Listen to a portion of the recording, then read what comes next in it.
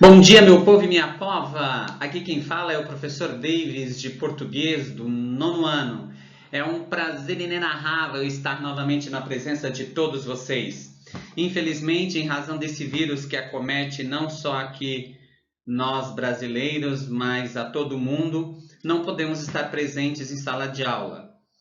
Que bom que temos o recurso da internet, podemos gravar algumas aulas, podemos continuar o nosso estudo de uma outra maneira. Gostaria da atenção de todos vocês para que nós possamos estudar um pouquinho mais aqui pela internet. E para começar os nossos estudos, vamos fazer a revisão da sintaxe de período simples.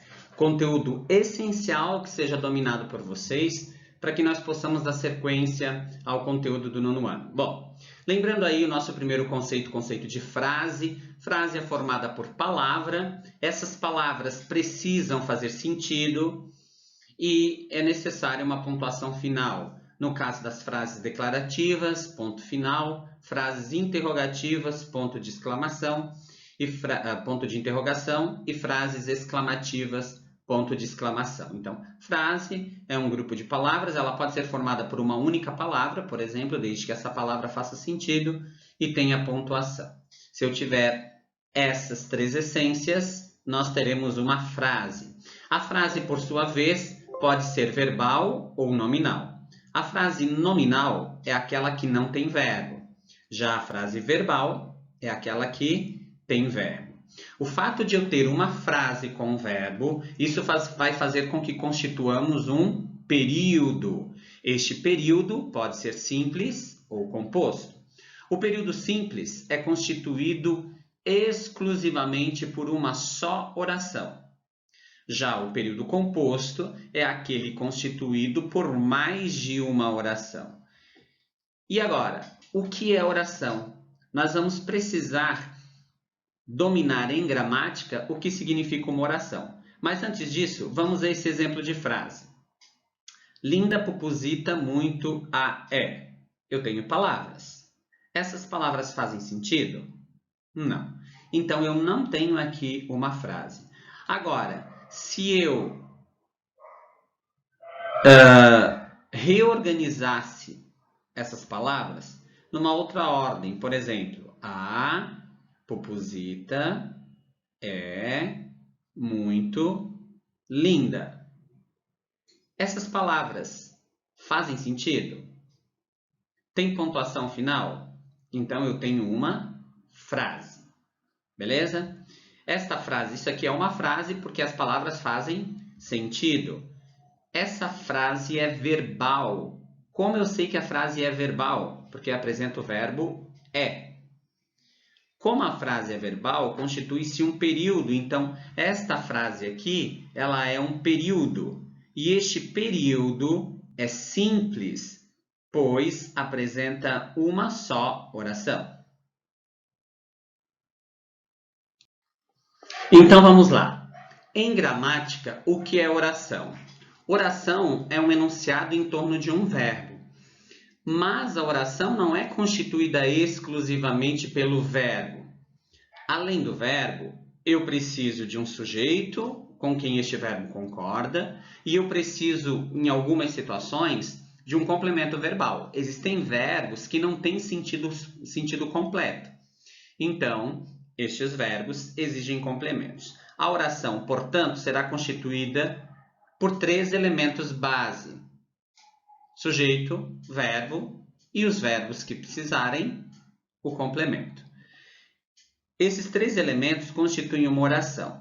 Agora, o verbo e o complemento do verbo formam o que chamamos de predicado, que junto com o sujeito formam os termos essenciais de uma oração. Portanto, os termos essenciais de uma oração são o sujeito e o predicado.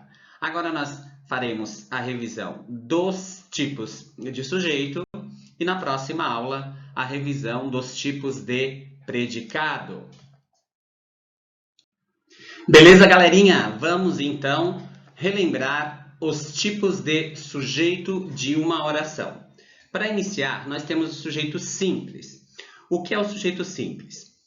Sujeito simples será aquele termo principal que compõe o sujeito, com quem o verbo concorda. Exemplo, muitos estão em quarentena. Qual é o verbo desta oração? Estão. Estão é o verbo desta oração. Eu sempre vou pelo verbo, porque o verbo é a principal palavra de uma oração. Então, o verbo é estão. Agora, quem é que está? Muitos. Muitos estão. Que palavra representa o sujeito do verbo estar?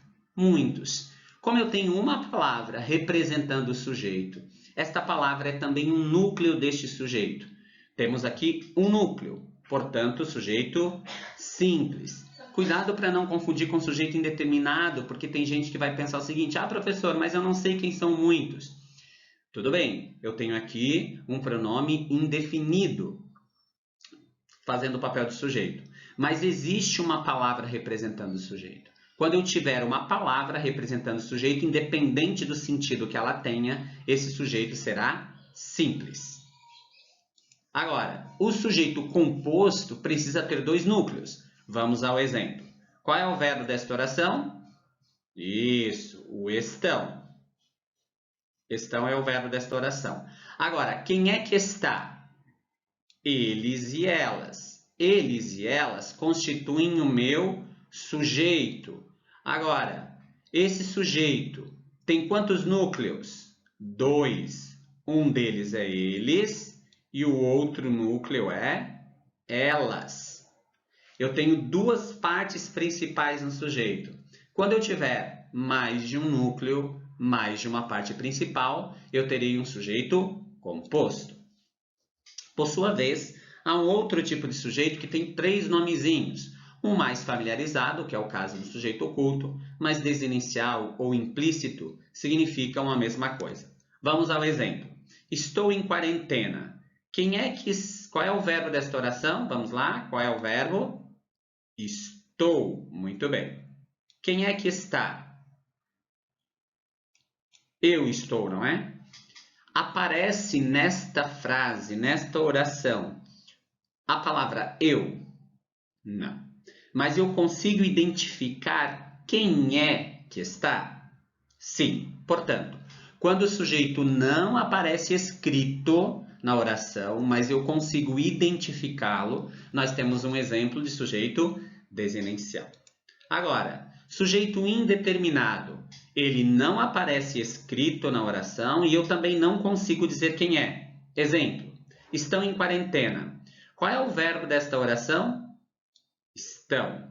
Quem é que está? Eles. Só que eles não aparecem escrito. Ah, professor, mas eu não sei quem são eles. Talvez dentro de um contexto, por exemplo.